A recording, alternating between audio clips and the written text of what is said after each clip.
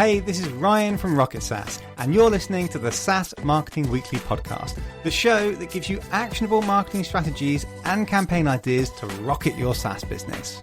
And if you want even more SaaS marketing ideas, go to saasmarketingweekly.com to join my free newsletter.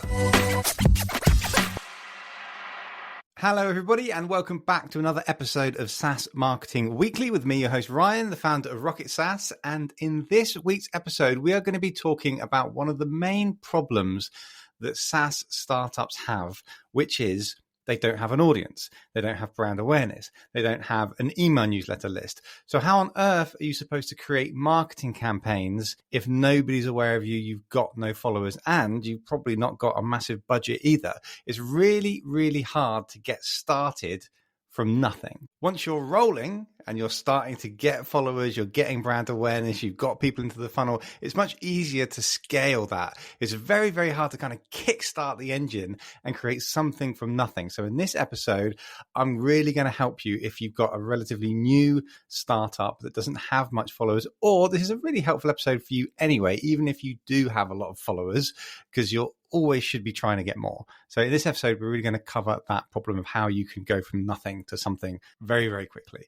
I've used this tactic to take some clients from 0 followers to thousands of thousands almost overnight with one decent campaign. So I'm going to cover that today.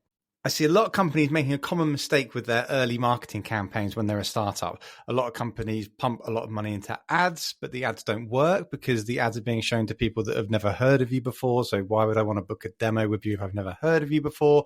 Or a lot of people put a lot of effort into creating content, creating LinkedIn posts organically, creating blogs, but nobody's seeing these posts. Nobody's seeing these blogs. You don't have very good SEO. So there's a lot of wasted money going into that, whereas you should be focusing on building an audience.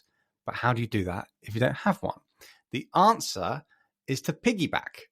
So by piggybacking, I mean piggybacking off of somebody else who's got the audience that you want. There are lots of companies or individual people out there that will have the audience that you're going after. Obviously, I'm not talking about competitors because they're not going to allow you to piggyback off of them. There are kind of ways that you can do that with competitor campaigns, which I'm going to cover in another podcast. But I'm talking about finding other people that you can potentially partner with to say, you've got exactly the right audience that I want. Can we do something together? Can we co-promote the event that is beneficial to both of us? So I'm going to cover who is the ideal partner for you, how and where to find that partner, how to build a relationship with that partner, what type of events or lead magnets you could use to co-promote with that partner, and how to maximize a campaign that gets you the most leads possible and the most followers and engagement and all that good stuff. So first of all, you want to create a list of your ideal candidates to be your partner. I look for 4 main things when I'm looking for a partner to co-promote an event. First of all, they must be within your niche, within your vertical, targeting the same type of people that you are targeting. So let's say if you're a cybersecurity company and your niche was working with SME software companies, you could potentially partner with a marketing agency who also targeted SME software companies. So you can see how both companies are targeting the same audience, but they're not competing in any way. That's a perfect partnership. The second thing you want to look for is they must have a large number of followers. So go onto their LinkedIn. I don't always love the LinkedIn company page, which I've mentioned on a previous podcast. I would instead look at the founders of the business, the CEO, the potential person that you think that you would be doing some kind of a co-promoted campaign with. Look at their followers on their personal LinkedIn page. Have they got a decent follower count? Or are they a well-known brand in the space? The whole point of doing this piggybacking campaign is because they've got a big audience. So it's critical that this other person has a big audience, either the person or the company. So do a little bit of digging on LinkedIn, the company page, the people's personal pages. Do they seem to have a good following, or do you know that they're well-known in the space? The third thing, not critical, but ideally they will have a decent email newsletter list. Now, you're not going to be able to find this out unless you ask them. So that comes a little bit later in the journey once you've had a conversation with them. But in an ideal world, they'll have at least 1,000 people on their email list. And you can see where I'm going with this. We want them to be sending an email newsletter to their followers to promote your event. We're going to get onto that later. And the fourth thing, which is also critical, is that the person or people that you are creating this event, this campaign with, must be willing to promote the campaign to their audience. You don't want this person just to rock up to your event, do their thing, and leave. You want them to be willing to put in effort into co-promoting this campaign. So once you've created this campaign, which I'm going to get onto in a minute, you need to have a conversation with them before you get too far down the road to say, would you be willing to market this campaign? Organic social posts, email newsletters, maybe even ads. So those are the 4 things that I look for. So once you've mapped out that criteria, you now need to find these people. Now there's various places that you can look to find these people. I would start by looking at people that you or your colleagues already know. You've already got a relationship because they're the easiest people to get on. If you don't already know somebody, you can find somebody and then start to get a friendship going. The first place I would look would be your ex-employer. So if you're the founder of the business, it's highly likely that you came from another company in the same industry doing maybe a similar type thing. So is there anybody at your previous company that you've got a good relationship? Or is there a client that you used to work with at your previous employer, or a supplier that you used to be friendly with? Is there someone there that you think would make a great candidate to become a partner? The next place I would look would be your own partners/suppliers. Who are the other companies that you engage with that you pay money to provide a service? Are they also providing a service to your audience that you're going after? If you've already got a relationship with that supplier, that's a great avenue for you to go in. So for example, us at Rocket SaaS, we have a partner that's like a copywriting agency, and they also do copywriting for B2B SaaS brands. We're also targeting B2B SaaS brands. So we make a great partnership.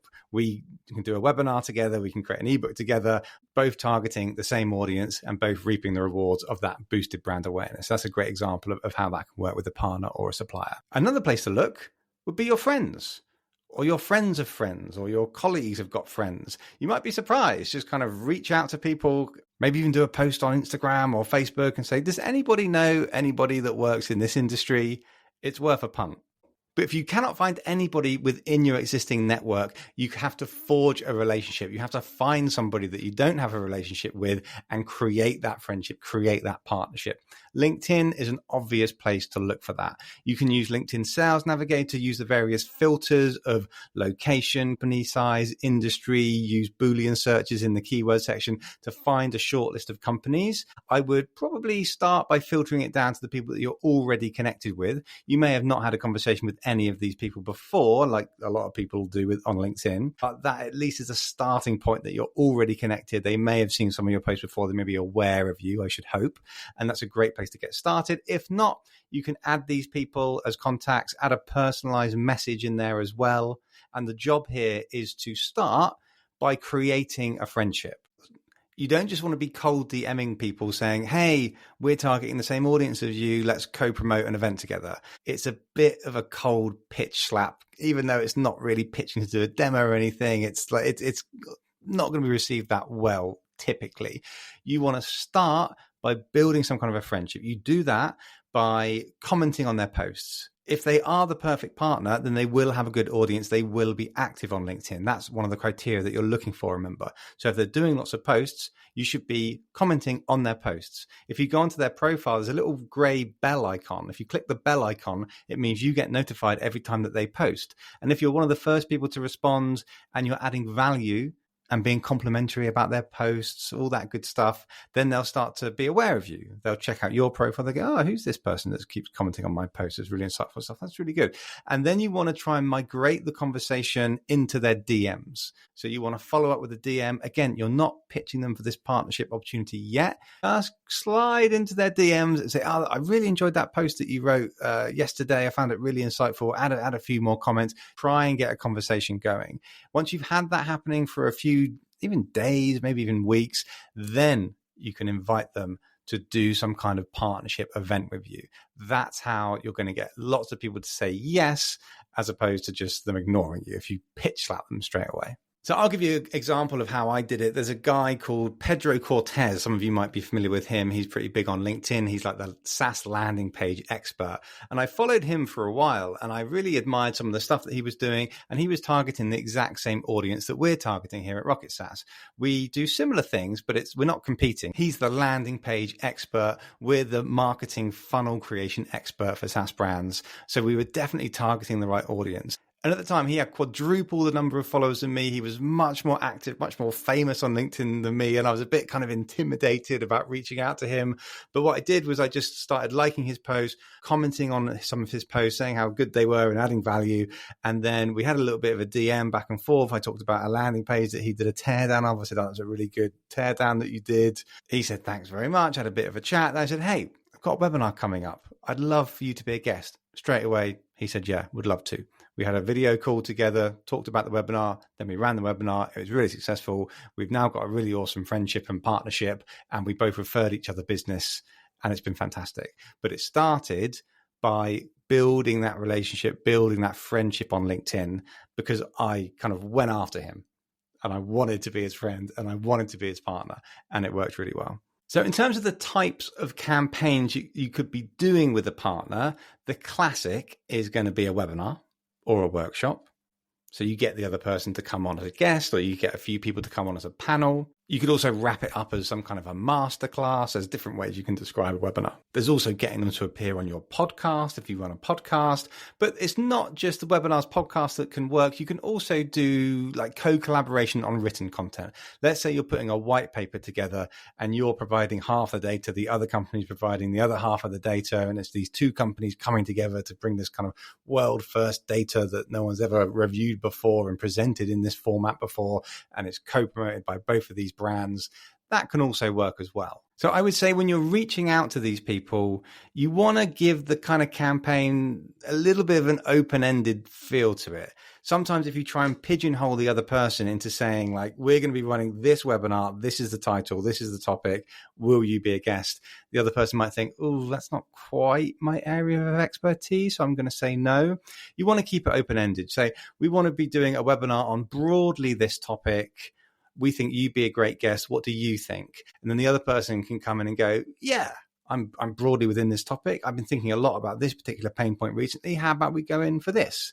And then you can discuss it and agree on what the perfect campaign is going to be for both of you. So before you've got the partner on the hook, I would keep the brief a little bit loose. Now we'll talk about how to co-promote the campaign to benefit you more than it benefits the other person. Now, this is really critical. So the campaign landing page must be on your website, not their website. So the landing page, if it's for a webinar, obviously that's the landing page where people can learn more about the webinar, fill out the form to register for it, and then the leads go into your CRM. If you get the other person to host it on their website, all the leads go to them. And they might not give you the lead, or there might be a GDPR issue, so you can't get the leads. So that becomes very messy. And also, you can't necessarily trust the other person to do a good job with it, or even promote it very well at all. So you want to keep control of the hosting of the campaign. Host a landing page on your website. And also, if it's a webinar, it's your Zoom account if you're using Zoom, or it's the event that you're managing if it's a live event. So just all of the leads belong to you. That's obviously super, super important for this. Now, the whole reason why we're doing this in the first place, why we're piggybacking off of somebody else's network, is so that they can promote it to their network, so their network is aware of you. So let's say you're a SaaS startup, you've got basically 0 followers. The other person is also targeting the same audience as you. They've got 10,000 followers on LinkedIn. They've got 7,000 email newsletter subscribers. They get 10,000 visitors a month to their website, all the right traffic that you want to be going after. You want your campaign to be promoted as best as possible to those people.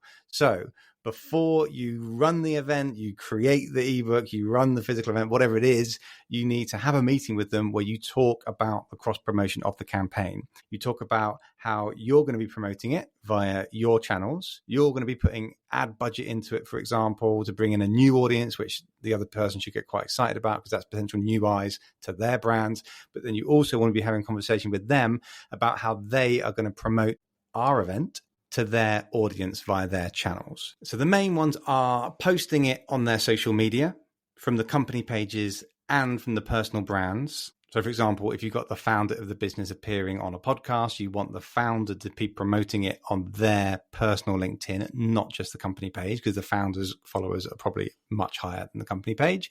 Ideally, you want this event to be promoted on their website. So if they can add the event to their resources hub, maybe even convince them to do a pop-up or some kind of a banner on their website. You want them to be doing an email newsletter to be promoting it to their whole database. And this is a bit of a cheeky one, but you never know. They might even put some ad budget behind it. If you can agree to share leads and that's okay with GDPR and all that, then there could be a case that they'd be willing to put a little bit of ad budget into it as well, which would be awesome. So that's the dream. Imagine that they've got tens of thousands of followers and it's your event that they are promoting on their socials, on their newsletters, on their website. Brilliant. That's how you can convert a ton of people that you are targeting to get interested and aware of your brand. And not only that, actually signing up to your event, meaning you get their name and their email address. So you're potentially getting all of this brand awareness and all of these leads essentially for free. You don't even have to put any ad budget into it necessarily. But you need to make sure that the other person is going to put the effort in. You can have a meeting and say to them, hey, can you do some social posts and newsletter? And they'll say, yeah, sure. And then they're too busy and they don't do it. So you need to make sure that they do it or make it as easy as possible for them to do it. So one thing I recommend doing is either setting up a meeting with their marketing person or their marketing department or their designer that's going to be designing the social post and the newsletter, just to make sure that there's accountability and it's happening. That's one way of doing it. Another way of doing it is to create the assets for them. So to offer to do it for them, which most people are very grateful for. So, there's nothing wrong with being honest here. Just say to them, I want you to promote this as much as possible to your audience. So how about I make it easy for you and I design you the social media posts. I can even write the social media post for your brand. I can even write the email newsletter. I can provide the graphics for the email newsletter. If you give me login details to your MailChimp, I'll even build the thing. So offer to do as much as possible for them so that it just means that they definitely do it. And maybe even throw in some kind of a sweetener. Just say, how about as a thank you, I'll also design you a bunch of other social media posts. If they're lacking in the social media area, perhaps you can help with other things.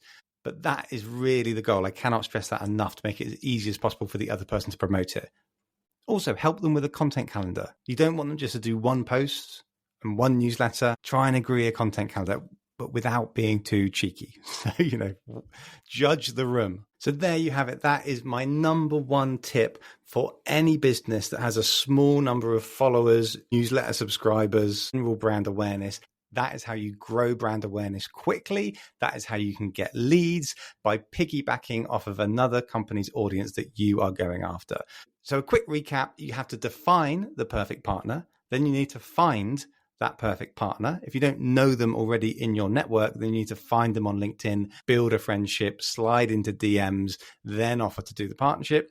You then need to obviously create the campaign that you're going to be doing together. Typically, it's going to be a webinar or a podcast or sometimes even a co-shared white paper ebook or maybe even a physical event that you're putting on together. Then you need to co-promote the event. Super important that the other person is promoting it to their socials, email newsletter, website content. And then finally, you need to co-promote the event. You need to make sure that obviously you're promoting it, but more importantly, the other person is promoting it on their socials, on their email newsletter, and on their website. That is how you can scale rapidly as a startup. And don't just stop with one event. Try and do them monthly. That's the benefits of doing like webinars, workshops, getting other people to appear on your show. You can have massive brand awareness growth. So I hope you enjoyed that relatively short tip. Good luck. Let me know how you get on. If you want more deeper dives into tips like this, go to saasmarketingweekly.com, subscribe to the newsletter. I send a newsletter every Thursday to give out these kinds of tips that you're really going to find helpful. And if you want to check out how you can work with me and my marketing agency, Rocket SaaS, go to rocket-saas.io. Our pricing is very transparent. You can see it on our site. You can even book a free strategy call with me. Okay, thanks everybody. Have a great rest of your day or evening. Catch you next week.